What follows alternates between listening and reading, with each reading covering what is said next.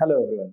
Welcome to Polity Simplified series of Jnandeep Academy. Since we are studying all these articles, in today's session we will study Article 30 of Indian Constitution.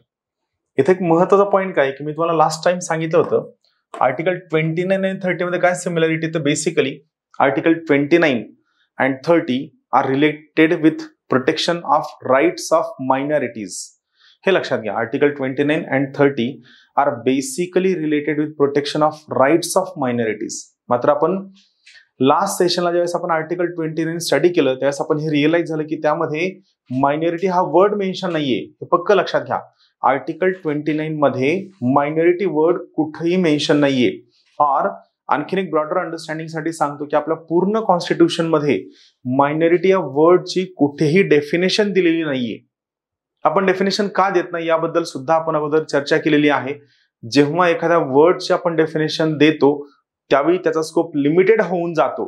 तर हा scope unlimited राहावा व आपण त्या particular वर्डचं progressive interpretation करता यावं यासाठी normally आपण अनटचेबिलिटी असेल, मायनॉरिटी असेल, सोशलिझम असेल, सेक्युलरिझम असेल या प्रकारचे महत्त्वाचे keywords which forms the basis of basic structure of Indian Constitution are not defined anywhere in the Constitution. So let's come to Article 30. So basically Article 30 मी तुम्हाला सांगितलं की Article 29 is applicable to minority as well as majority. Article 30 मध्ये मात्र असं नाहीये. Article 30 हे specifically minorities बद्दल आहे. स्पेसिफिकली मायनॉरिटीज बद्दल का? कारण 30 मध्ये तसा उल्लेख आहे. काय उल्लेख आहे? आर्टिकल 30चं टायटल काय सांगतं? Rights of minorities. So basically याच्या टायटल मध्येच मायनॉरिटी याचा उल्लेख आहे.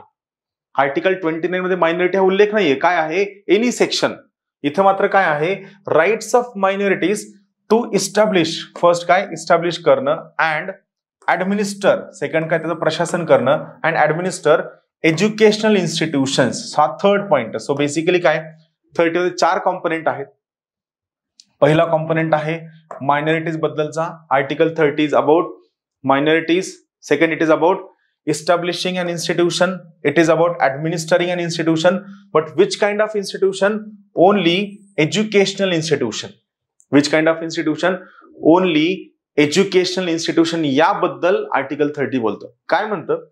चला आपण स्टडी करूया. आर्टिकल 30 काय म्हणतं? व्हेरी इंटरेस्टिंग आहे. Article 30 says all minorities. म्हणजे याचा अर्थ काय की आर्टिकल 30 का पर्टिक्युलर स्पेसिफिक मायनॉरिटी साठी ऍप्लिकेबल नाहीये. याचा स्कोप अनलिमिटेड आहे. And article 30 is applicable to all minorities. All minorities whether who are based on religion or language. याचा अर्थ काय? याचा अर्थ आपलं कॉन्स्टिट्यूशन 2 प्रकारच्या मायनॉरिटीजला रिकॉग्निशन देतं. याचा अर्थ काय निघतो? Indian constitution recognises 2 types of minorities. One is religious minorities. Second is language, that is linguistic minorities. So Article 30 is applicable to religious minorities as well as linguistic minorities. Second point लक्षात घ्या. Indian Constitution recognizes 2 types of minorities, religious minorities and second आहे linguistic minorities. So all minorities, whether religious minorities or language minorities, shall have the right to establish and administer educational institution of their choice. त्यांना कोणत्या चॉईसची educational institution establish करायची आहे याचा त्यांना choice असणार आहे. So basically काय आहे? सगळ्या मायनॉरिटीज. पण सगळ्या म्हणलं तरी आपलं कॉन्स्टिट्यूशन कोणत्या 2 टाइपला रिकॉग्नाइज करतं? रिलीजियस मायनॉरिटीज और एज्युकेशनल मायनॉरिटीज या दोघच टाइपला रिकॉग्नाइज करतं. आणि या 2 टाइपच्या मायनॉरिटीजला रिकॉग्नाइज करताना त्यांना एज्युकेशनल इन्स्टिट्यूशन त्यांच्या चॉईसची इस्टॅब्लिश करण्याचा व ऍडमिनिस्टर करण्याचा पूर्ण राईट, फंडामेंटल राईट आपलं कॉन्स्टिट्यूशन स्वतः देतं. Article 30 is a fundamental right. Then what it says in making any law.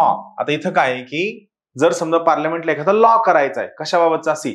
In making any law providing for compulsory acquisition of any property.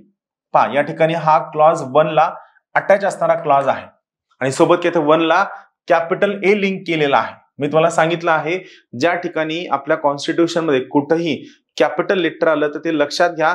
ती particular गोष्ट constitutional amendment ऍक्टने add केलेली आहे. ते आपल्या original कॉन्स्टिट्यूशनचा part नाहीये. याचा अर्थ हा जो 1A नावाचा क्लॉज आहे कशामधला, आर्टिकल 30 मधला, it is added into the Indian constitution bye constitutional amendment act. हे केव्हा ऍड झालं, हे ऍड झालं when we repealed right to property as a fundamental right by 44th Constitutional Amendment Act of 1978.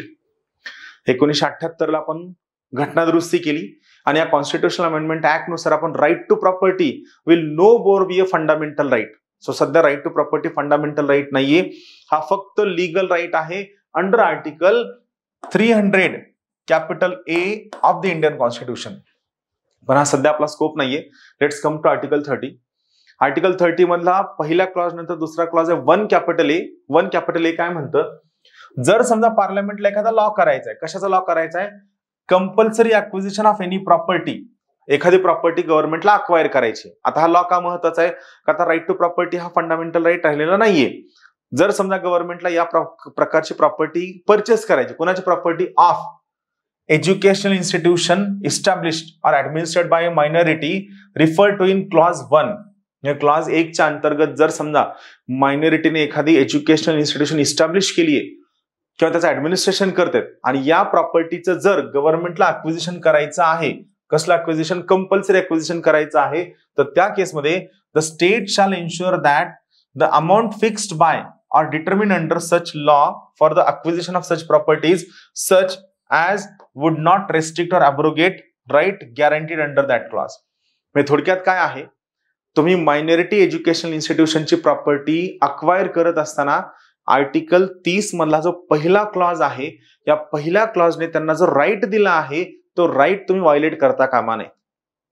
Yes, agree, state can acquire property of minority educational institution, पण हे acquisition करताना जी amount state fix करणार आहे, ही amount या प्रकारची असावी की ही amount या पद्धतीने या प्रकारची दिली जावी की ज्यामुळे या आर्टिकलचा जो पहिला क्लॉज आहे, या पहिल्या क्लॉजने जो त्यांना फंडामेंटल राईट दिलेला आहे तो व्हायोलेट होता कामा नये. थोडक्यात काय आहे, मायनॉरिटी एज्युकेशनल इन्स्टिट्यूशन स्टेटने अक्वायर करताना त्यांना कमी मानधन, चुकीच्या पद्धतीने मानधन किंवा काहीच मानधन न देणं असा प्रकार न होता त्यांना योग्य न्याय्य मार्केट मोबदला त्यांना देण्यात यावा की ज्यामुळे मायनॉरिटीला ही फिलिंग येता कामा नये की अरे कुठंतरी आमचा फंडामेंटल राईट व्हायोलेट झालेला आहे, ही फिलिंग मायनॉरिटीला येता कामा नये.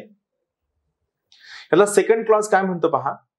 सेकंड क्लॉज, द स्टेट, तुम्हाला आठवत असेल ना स्टेट वर्ड, आपण स्टेट वर्डची डेफिनेशन कुठं पाहितलेली आहे, we have seen the word state in article 12. कुठं पाहितली आहे, आर्टिकल 12 मध्ये. The state shall not in granting aid, म्हणजे कोणत्याही प्रकारची मदत देत असताना, aid to educational institution discriminate against any educational institution, म्हणजे स्टेटने कोणत्याही प्रकारची ग्रँट देताना भेदभाव करता कामा नये on the ground that it is under management of minority whether based on religion or language. थोडक्यात काय आहे, स्टेटने कोणत्याही प्रकारची ग्रँट देत असताना भेदभाव करता कामा नये आणि हा भेदभाव करत असताना स्टेटने ही पर्टिक्युलर एज्युकेशनल इन्स्टिट्यूशन रिलिजियस किंवा लिंग्विस्टिक मायनॉरिटीची आहे, भाषिक किंवा धार्मिक अल्पसंख्याकांची आहे, म्हणून त्यांना कमी मदत द्यावं असा कोणताही प्रकार स्टेटने करता कामा नये. या प्रकारचा कोणताही भेदभाव जर समजा स्टेटने केला तर ती पर्टिक्युलर गोष्ट आपल्या कॉन्स्टिट्यूशनच्या फंडामेंटल राईटचं व्हायोलेशन असेल, हे आर्टिकल 30 स्वतः सांगतं. यामुळे specifically article 30 is a protection given to minorities. Thank you.